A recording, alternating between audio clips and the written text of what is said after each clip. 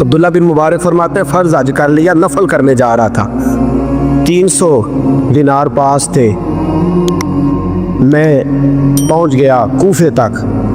वहाँ से जा कर के कुछ सामान ख़रीदना था, इराम ख़रीदना था, ज़रूरत की चीज़ें, दोस्त भी साथ थे। कहते हैं यार मेरे जल्दी थक गए, ख़रीदारी करके वो चले गए, मैं शाम तक रुका, बड़ा थक गया तो सोचा इतनी लंबी चौड़ी ख़रीदारी किया तो झील थी पास, मैंने कहा वहाँ जाके ज़रा ठंडी हवा लेता हूँ। कहते मैं उस तरफ गया, रात का अंधेरा था,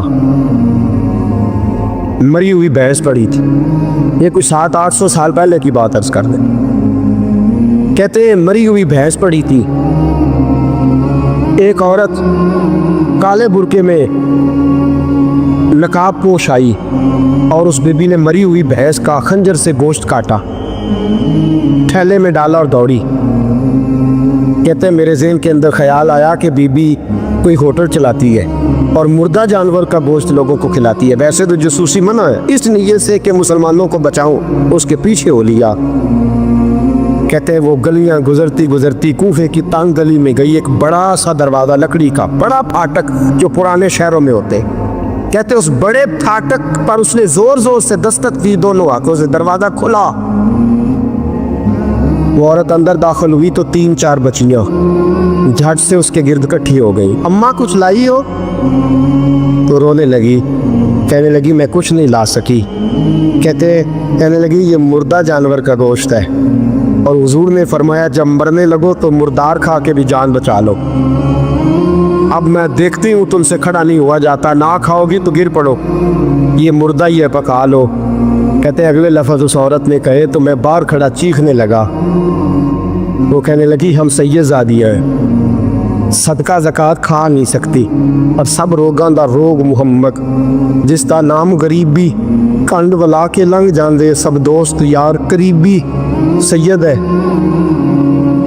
सदका ज़कात ये मुर्दार खा के गुजारा करो। कहते हैं फिर उस औरत ने चारों बेटियों को सीने से लगाया, कहने लगी तुम्हारा बाप जिंदा होता तो ये दिन ना सैयद भी और यतीम भी और मिस्कीन भी। फिर वो रोई। हज़रत अब्दुल्ला बिन मुबारक कहते हैं ज़ोर ज़ोर से दरवाजे पे दस्तक दी, बीबी बाहर आई, कौन है?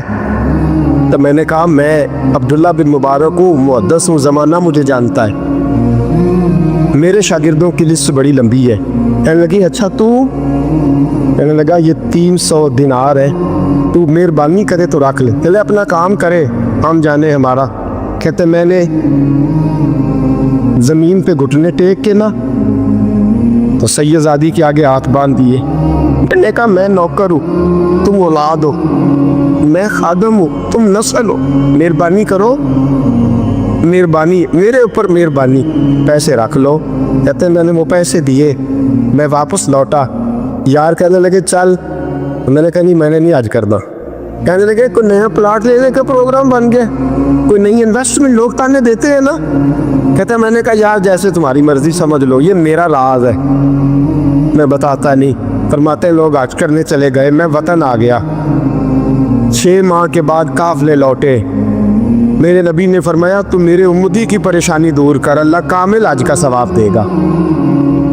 फरमाया मेरे हबीब अलैहिस्सलाम के उम्मती हज़रत अब्दुल्ला बिन मुबारक फरमाते मैं आया हज करके, हाजी आए तो मैं बड़ी हसरत के साथ, मैं घर में रोता था, सोचता था आज वो मिना में होंगे, आज वो मुज़दलिफ़ा अरफात में होंगे, आज वो लोग जमरात